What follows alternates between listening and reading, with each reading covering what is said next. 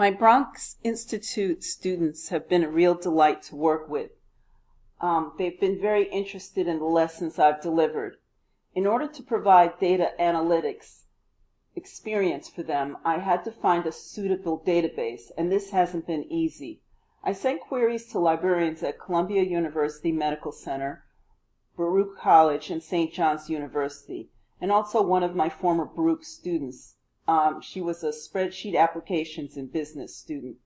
I got responses that were helpful from 2 Baruch librarians and from 3 other people as well, but nothing really panned out.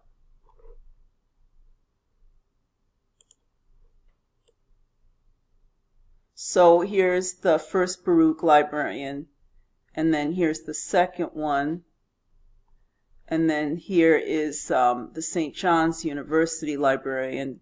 And then this tiny type down here is from Columbia University.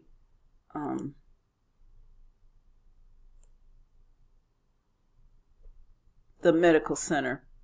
So, I had a lot of help, but it was so hard to get anything happening with these files.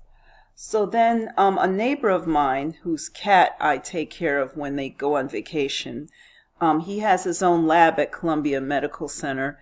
And he gave me a file, which is really wonderful. He gave me this file right here.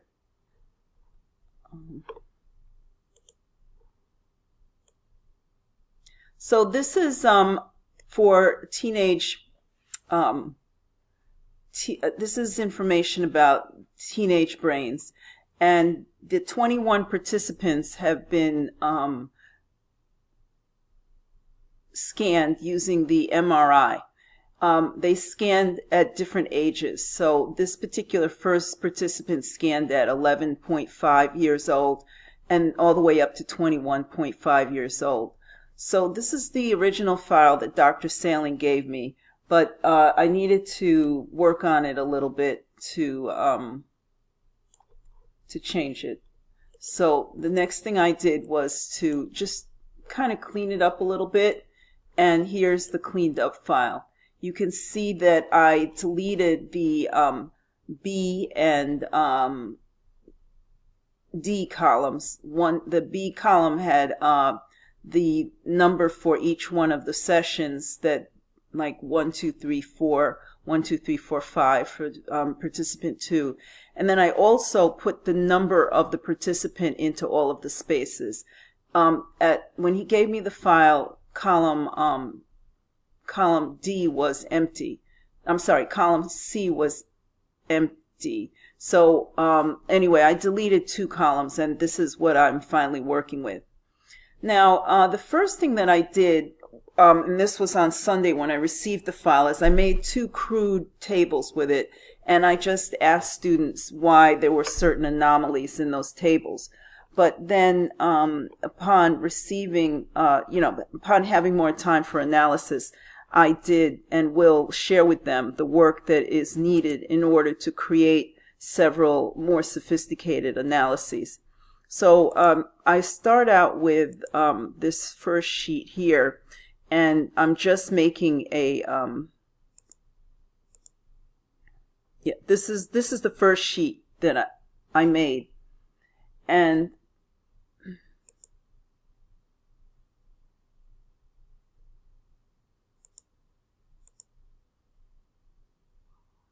all right, so this is the first sheet that I made, and this is just a plain chart that can be made with Excel. But it's kind of ridiculous because I have along this axis the ages of the participants. So I sorted the data on the ages, and so you can see that the participant numbers are all mixed up, but the ages are all together. But then what it did is, and this is only for the amygdala, we're working with the amygdala, nucleus accumbens, and the prefrontal cortex data. So anyway, what it did was it added together the amygdala data. So the 7.5, it's the 7 is the 3350, and that's this data point right here. You can touch it and it comes out. You can see what's there. So the first one is actually the I'm having trouble getting the first one to show up. But anyway, the second one is 7.5. And I'm sorry, they didn't add them together, but they just add so much stuff here that it's hard to see what's going on. So what I'd rather have is an average of these data points for each age category. And the dark blue line is to say that that is the 7 exact. And then if there's another 7, it would be light blue. But anyway, it's not really helpful to look at something like this. It kind of is confusing. So what we do is create pivot tables, and pivot tables enable us to aggregate the data. So here's the first pivot table that I created. And this pivot table, when you first create it, does something really annoying. Instead of aggregating it properly, it gives you the sum of the field. So this isn't very helpful because you see here on the 7.5, so each age category has only one row in the pivot table, but on the 7.5 it's doubled the amygdala data, and on 8 it's tripled it. So this is not proper. What we really wanted here, over here on the right, is to have the average of the data. So we want to aggregate it on averages, not on summing. So this is pretty nice. It's improved our ability to see some trends in the data. Now you know I'm going to go to the chart immediately. So let's go to the pivot table chart. And I put the chart here on the same page with the pivot table. And this is kind of nice because we can see now that the data is actually improving. It's getting larger. All right, now class, I have to skip now to the power view because I've only got another 3 minutes of recording time. Otherwise, I have to make a second video. So basically, I'll be able to show you the pivot table and pivot chart analysis in class, but the software in Dealy doesn't let us do power view. So here is the first. The power view sheets come after the gray matter sheet. So power view is a much more powerful product than just Excel by itself. And this first analysis that I want to show you is this one. This is so cool because up here at the top we have this, it says tiled by participant. So in other words, what I can do is I can click on a participant, like participant 12, and I can see the average of the amygdala and the average of the nucleus accumbens.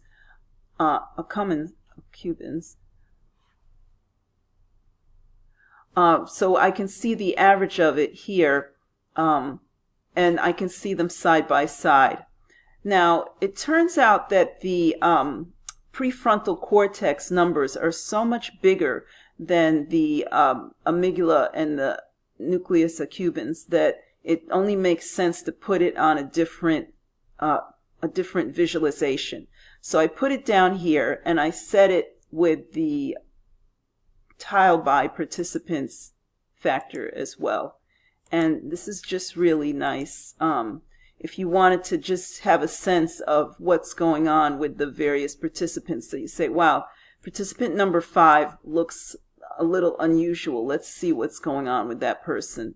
So I'm trying to make this a little larger so that you can see the prefrontal cortex. Now to do that, I really should have made this smaller.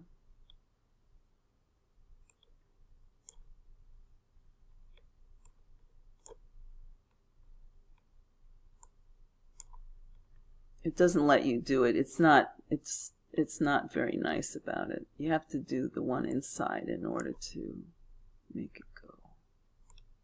Yeah, there we go. Okay.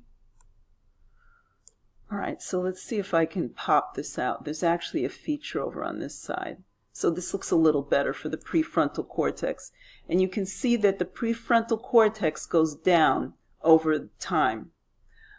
All right, now here is the third one that I have, and this one is showing us the amygdala, the nucleus accumbens, and the prefrontal cortex in stacked up on top of each other. So I'm sure we can put a trend line into any of these charts. I'll try to put it on the amygdala. So to do that, I would click on layout, and I'm not sure if I can do on data labels type.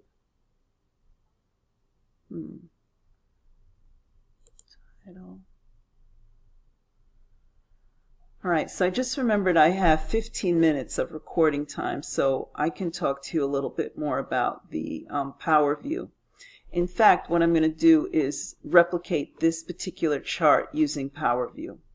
So the first thing that you would do is go to the Insert tab, and you would click on PowerView, and you're going to get a clean sheet. Now, PowerView just makes your life a lot easier. You don't have to work as hard to make something happen as you do with just plain generic Excel. So I know, because I've been playing with this data for a couple of hours, that I want to have the age and the amygdala in this chart. And it's just going to be a chart at the moment, but when I transform it, I'm sorry, it's just going to be a table. When I transform it into a chart by going over here and clicking on clustered column, I get something that looks kind of interesting, not exactly what I wanted. So what I have to do is I have to drag age down over here to access. And then if I drag it out like this, you notice that it's the same chart that I just showed you a minute ago. Now, if I wanted to enhance this, I could, and you can see over that as age goes up, the amygdala gets much larger. In the case of this person anyway, this is age 2.22, and I guess if I bring in participant, then it's only going to let me look at one or two of them at a time. I wish I could see which participant this is. Let me see. I guess I could put it as, let's see, if I put participant in there,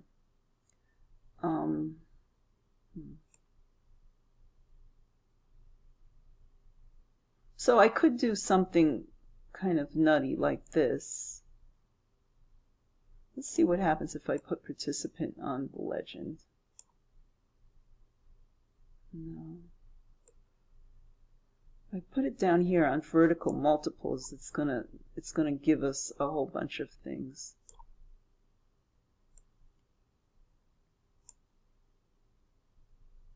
So that's just plain confusing. All right, just to remove the field, I just drag it out like this, or unclick it up here, and it will go away. All right, let's just stay with the simplistic kind of things we can do with this. So if I go to Layout and I pick Data Labels, then I can actually put them on the inside end, and the numbers that correspond to these data bars will show up, which is helpful. Maybe I'd want them on all of them. So I can say center it and see. It doesn't put them on all of them. All right, so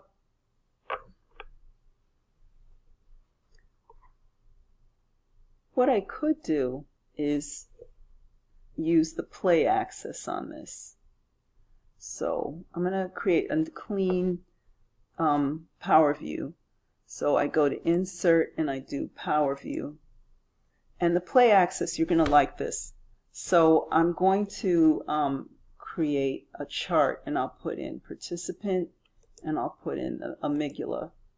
And I'm going to go over here to the other charts, and I'm going to pick scatter.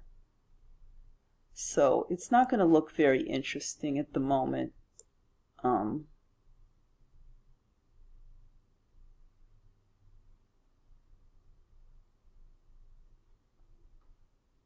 Where did participant go? Oh. All right. So anyway, I'll put age, which is a number here, onto the age, onto the play axis. And then if I click on the little animation thing here,